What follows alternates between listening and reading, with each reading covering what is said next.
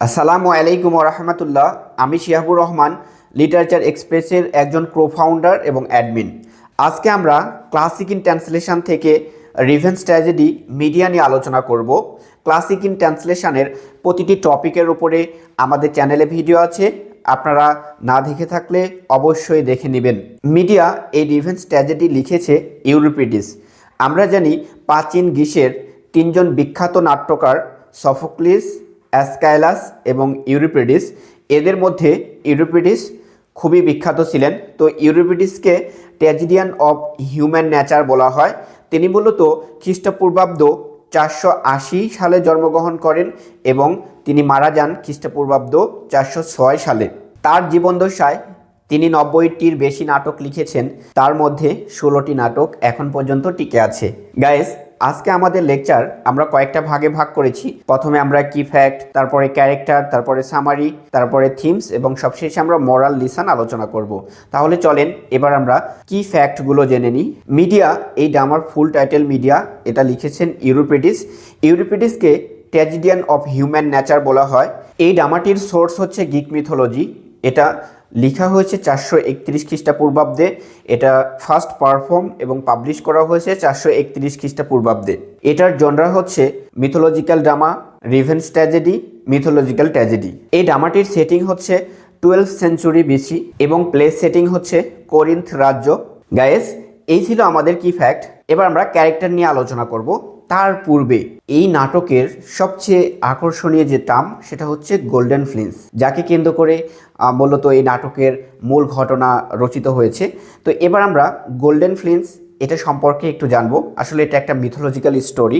Guys, মেঘ দেবতা নেফেল তার সন্তান ফিক্সেস এবং হেলেকে রক্ষা করার জন্য দেবতার কাছে আমন্ত্রণ জানায়। তো দেবতা মহল থেকে তাকে সাহায্য পাঠানো হয় একটা সুন্দর ভেড়া, যার লোমগুলো ছিল গোল্ডেন।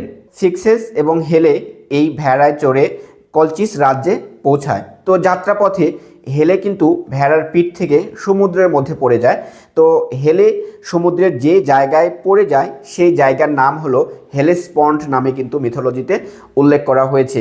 যাই হোক, ফিক্সেস নিরাপদে কলচিস রাজ্যে পৌঁছে যায় এবং দেবতা জিউসের উদ্দেশ্যে এই ভেড়াটিকে উৎসর্গ করে এবং উৎসর্গ করার পর এর যে গোল্ডেন চামড়া, অর্থাৎ সোনালি রঙের যে চামড়াটা, সেটা রাজা এটিসের কাছে দেয়। তো রাজা এটিস এরিসের পবিত্র বনে একটি গাছের সাথে এই গোল্ডেন ফ্লিন্সকে ঝুলিয়ে রাখে এবং এটার পাহারায় একটা অঘুমন্ত, অর্থাৎ একটা ড্রাগনকে পাহারায় রাখে, যে কখনো ঘুমায় না। তো এখানে গোল্ডেন ফিশকে এই কলচিস রাজ্যের সম্মানের প্রতীক হিসেবে দেখানো হয়েছে। মূলত এই রাজ্যের সবচেয়ে বড় সম্মানের বিষয় হচ্ছে গোল্ডেন ফিশ। আমরা মিথোলজিতে দেখেছি এই গোল্ডেন ফ্লিন্স যে চুরি করতে গিয়েছে, অর্থাৎ এটাকে যে অর্জন করতে গিয়েছে, সেই কিন্তু মারা গেছে ড্রাগনের ত্রোপে পড়ে। অর্থাৎ ড্রাগন তার মুখ দিয়ে আগুন বের করে এবং সেই আগুনে পুড়ে সে কিন্তু মারা যায়। যাই হোক, এটা একটা মিথোলজিক্যাল টার্ম এখানে আমরা এই নাটকে দেখব যেটা ব্যবহার করা হয়েছে। এবার আমরা ক্যারেক্টার নিয়ে আলোচনা করি। তো এখানকার প্রধান যে ক্যারেক্টার, সেটা হচ্ছে মিডিয়া। মিডিয়া হচ্ছে জেসনের ওয়াইফ। আমরা জানি কলচিস রাজ্যের রাজা হচ্ছে এটিস। এই এটিস রাজার মেয়ে হচ্ছে, একমাত্র মেয়ে হচ্ছে মিডিয়া। আর মিডিয়ার দাদা হচ্ছে সূর্য দেবতা হেলাস। হেলাসের পুত্র হচ্ছে এটিস। তো মিডিয়া জাদুবিদ্যায় একদম ছোট থেকেই পারদর্শী ছিল এবং সে খুবই কৌশল প্রকৃতির একটা মহিলা।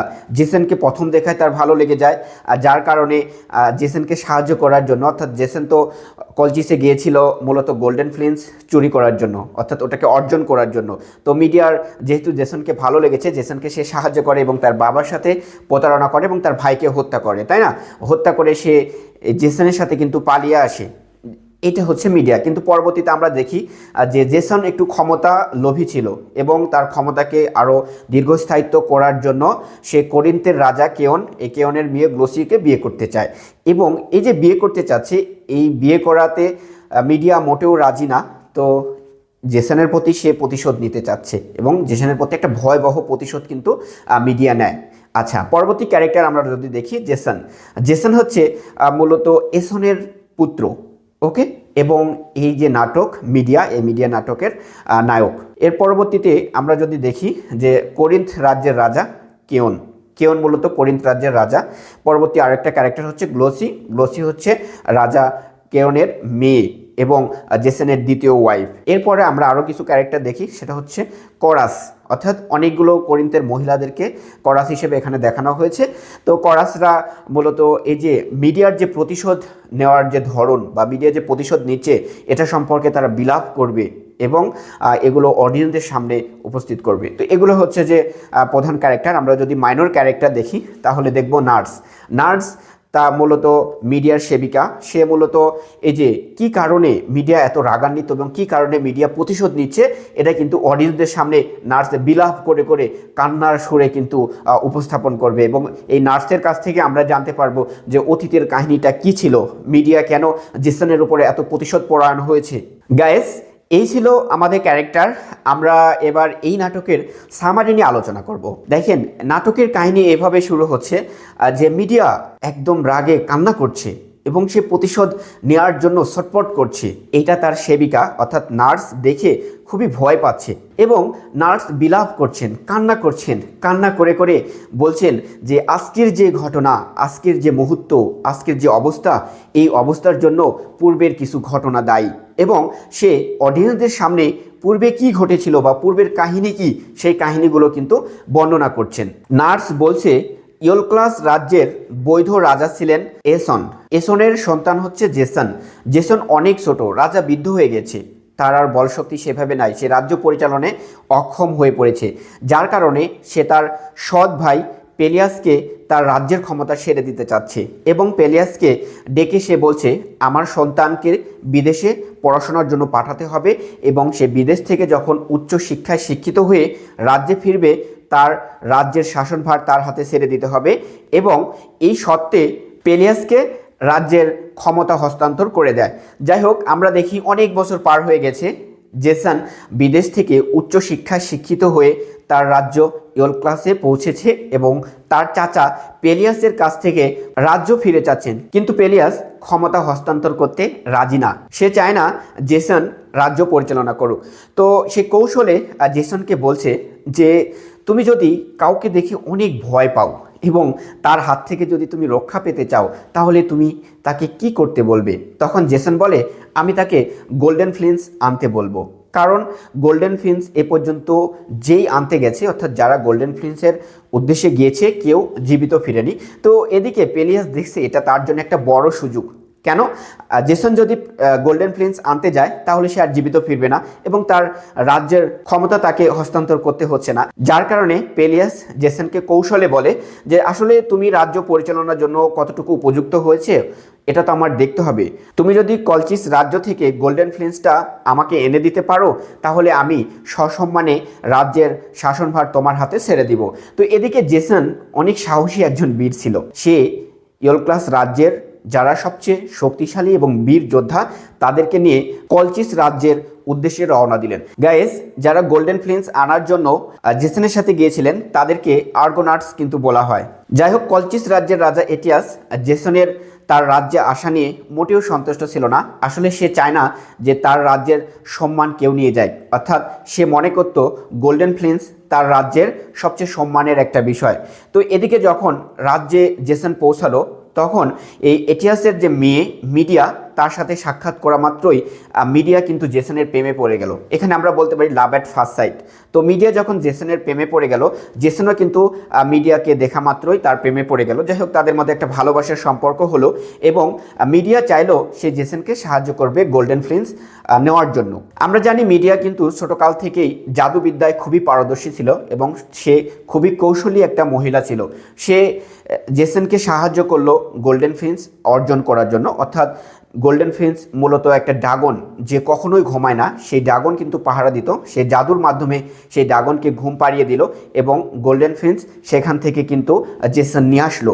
এখানে দেখেন মিডিয়া জেসনকে এতটাই ভালোবাসে যে সে তার বাবাকে ধোঁকা দিল এবং তার ভাইকে সে হত্যা করলো, অর্থাৎ তার বাবা যাতে তার পথ অনুসরণ করতে না পারে এবং জেসনকে বিয়ে করলো এবং তারা আবার ইওলক্লাস রাজ্যের উদ্দেশ্যে সেখান থেকে রওনা দিল। ইওলক্লাস রাজ্যে পৌঁছে জেসন তার চাচা পেলিয়াসকে বলল এবার আমাকে ক্ষমতা হস্তান্তর করে দাও, কিন্তু পেলিয়াস তাকে ক্ষমতা হস্তান্তর করতে চাইল না। তো যার কারণে মিডিয়া জেসনকে সাহায্য করতে চাইলো। মিডিয়া একটা কৌশল অবলম্বন করলো জাদুর মাধ্যমে, অর্থাৎ মিডিয়া পেলিয়াসের মেয়েদেরকে তার পিছনে লেলিয়ে দিল, অর্থাৎ তার মেয়েদেরকে বলল যে তোমরা যদি জাদু শিখতে চাও তাহলে দেখো আমি মৃত যে কোনো জিনিসকে আবার পুনরায় জীবিত করতে পারি। অর্থাৎ সে একটা ভেড়াকে আনলো এবং ভেড়াকে টুকরো টুকরো করে কেটে বড় একটা কড়াইয়ে দিয়ে সে সেটাকে সিদ্ধ করলো, আবার পুনরায় সে ভেড়াকে জীবিত করলো। তো এটা দেখার পর পেলিয়াসের মেয়েরা খুবই আগ্রহ প্রকাশ করলো এবং মিডিয়া কৌশলে বলল যে তোমরা তাহলে তোমার বাবা পেলিয়াসকে হত্যা করে আমার কাছে হস্তান্তর করো। তো তার মেয়েরা সেটাই করলো, অর্থাৎ তার বাবাকে হত্যা করে তার মিডিয়ার কাছে হস্তান্তর করলো। কিন্তু দুঃখের বিষয় হলো মিডিয়া তো এখানে তার বাবাকে আর পুনরায় জীবিত করে দিল না। এভাবে ইওলক্লাস রাজ্যের রাজা হলেন জেসন এবং রানী হলেন মিডিয়া। এখানে দুঃখের বিষয় হলো এই যে পেলিয়াসের যে মৃত্যু হলো, জনগণ কিন্তু মোটেও এই বিষয়টা নিয়ে সন্তুষ্ট না। তারা কিছুদিনের মধ্যে জেসন এবং মিডিয়াকে রাজ্য থেকে বিতাড়িত করলো। ইতিমধ্যে মিডিয়া এবং জেসন দুজন পুত্র সন্তানের জননী হয়েছেন। তো আমরা দেখি যে মিডিয়া এবং জেসনকে ইওলক্লাস রাজ্য থেকে বিতাড়িত করলো এবং তারা করিন্থ রাজ্যে গেল। করিন্থ রাজ্যের রাজা কিয়ন তাদেরকে কিন্তু সেখানে থাকতে দিল। এখানে একটা বিষয় আমরা লক্ষ্য করি যে জেসন কিন্তু ক্ষমতা লোভী ছিল, যার কারণে সে তার ক্ষমতাকে আরও দীর্ঘস্থায়ী করতে চাইল এবং এই যে করিন্থ রাজ্য, এই রাজ্যটা তার অধীনে নিতে চাইল। যার কারণে কিয়নের মেয়ে গ্লোসিকে সে বিয়ে করতে চাইল। তাহলে কিয়নের মেয়ে যদি গ্লোসিকে বিয়ে করে তাহলে রাজ্যের শাসন ক্ষমতা তার হাতে কিন্তু পার্মানেন্টলি চলে আসতেছে। জেসন কিন্তু পুরোপুরি এই সিদ্ধান্ত নিয়ে ফেললো। এদিকে মিডিয়া কিন্তু মোটেও সন্তুষ্ট না।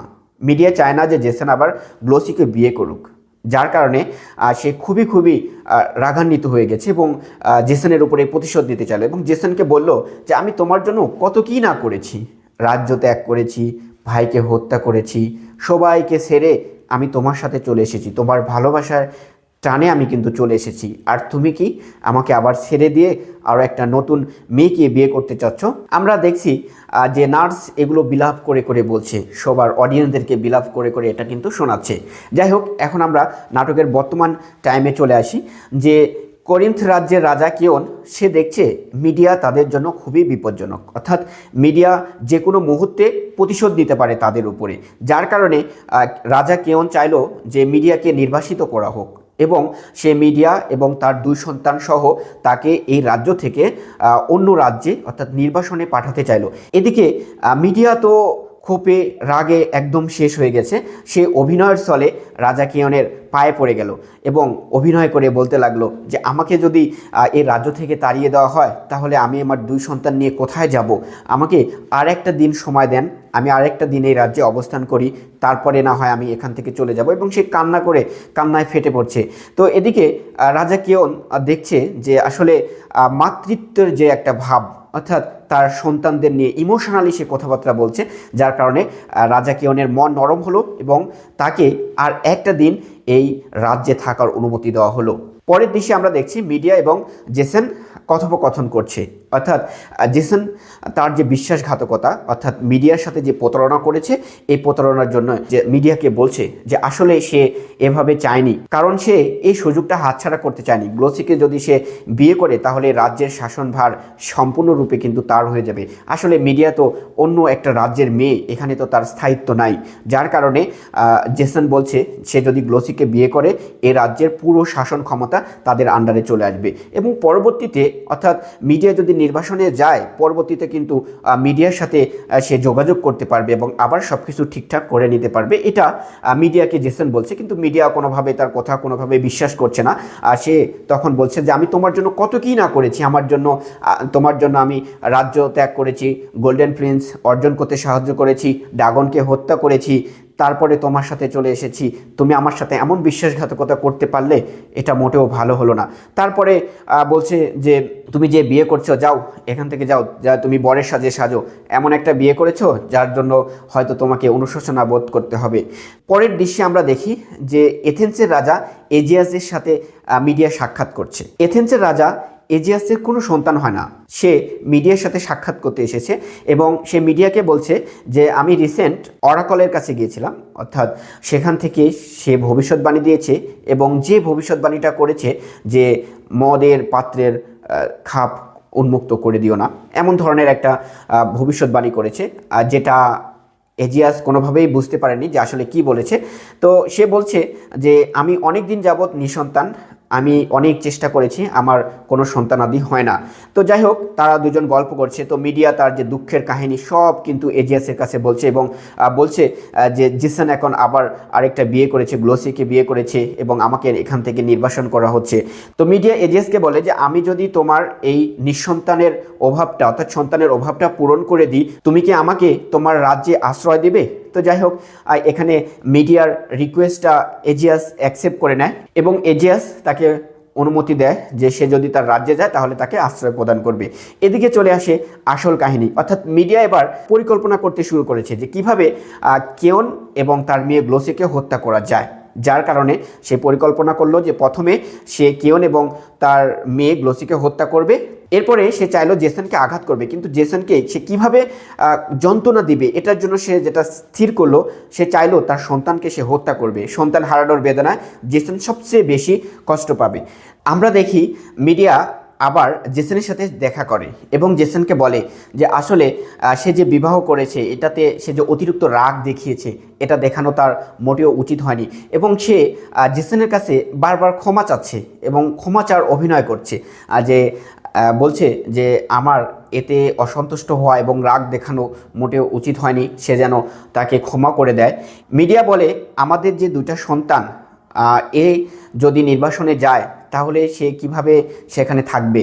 তো যার কারণে সে জেসনকে বোঝানোর চেষ্টা করে এবং জেসনকে বলে যদি এই সন্তানের হাত দিয়ে গ্লোসিকে যদি বড় ধরনের কোনো উপহার পাঠানো যায় তাহলে হয়তো রাজা কেওন এদেরকে নির্বাসনে পাঠাবে না, হয়তো এদেরকে এই রাজ্যেই রাখবে।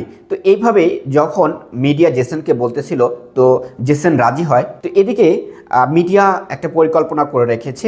মিডিয়া তার দাদা হেলিয়াস অর্থাৎ সূর্য দেবতা হেলিয়াসের দেয়া সোনার পোশাক এবং মুটুক, এই পোশাকে এবং মুটুকে একটা বিষ মিশায় এবং এই পোশাক এবং মুটুক তার সন্তানদের হাত দিয়ে গ্লোসিকে উপহার পাঠায়।